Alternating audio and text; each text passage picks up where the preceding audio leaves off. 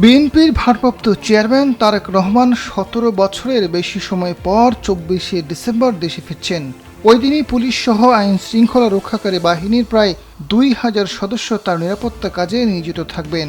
বিএনপির নিজস্ব ব্যবস্থাপনায় দলের চেয়ারপারসন ও সিকিউরিটি ফোর্সের সমন্বয়ে সমন্বিত নিরাপত্তা পাবেন তারেক রহমান।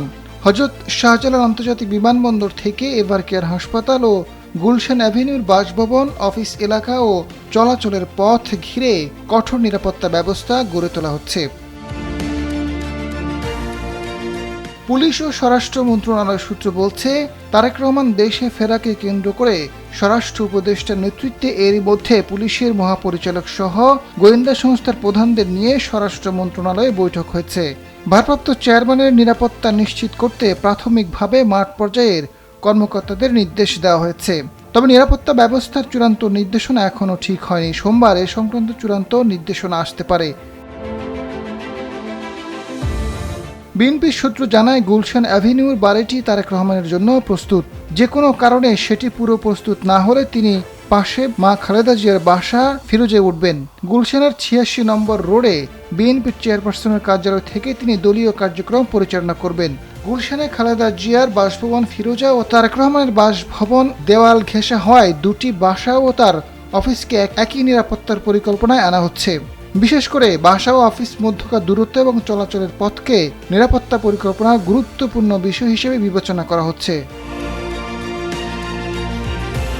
জানা গেছে, ২৩ ডিসেম্বর মধ্যরাত থেকে পুলিশের পাহারা শুরু হতে পারে। গোয়েন্দা পুলিশ, সাদা পোশাকে ও পোশাকধারী পুলিশ সহ আইন শৃঙ্খলা রক্ষাকারী বাহিনীর সদস্যরা নিরাপত্তায় নিয়োজিত থাকবেন। ২৫শে ডিসেম্বর তারেক রহমান দেশে ফেরার দিন ঢাকার বিভিন্ন সংস্থার প্রায় ২,০০০ সদস্য মোতায়েন করা হবে। বিমানবন্দর থেকে গুলশান পর্যন্ত প্রতিটি থানায় পুলিশি পাহারা থাকবে। গুলশান, বনানী ও বারিধারা এলাকায় অন্তত ৯টি চেকপোস্ট রয়েছে। এসব চেকপোস্টে ২৪ ঘন্টা ১৫০ শতাধিক পুলিশ দায়িত্ব পালন করছে। তারেক রহমানের আগমনকে ঘিরে ব্যাপক প্রস্তুতি নিচ্ছে বিএনপি। এই প্রত্যাবর্তনকে স্মরণীয় করে রাখতে দলীয় নেতাকর্মীদের সক্রিয় করা হচ্ছে। বিএনপির স্থায়ী কমিটির সদস্য সালাউদ্দিন আহমেদ জানান, তারেক রহমানের ঐতিহাসিক স্বদেশ প্রত্যাবর্তনকে কেন্দ্র করে বিমানবন্দর ও সংশ্লিষ্ট কর্তৃপক্ষের সঙ্গে বৈঠক হয়েছে এবং বিমানবন্দর থেকে গুলশান বাসভবন ও এভারকেয়ার হাসপাতাল পর্যন্ত যাতায়াত, নিরাপত্তা ও শৃঙ্খলা রক্ষার বিষয়গুলো নিয়ে আলোচনা করা হয়েছে।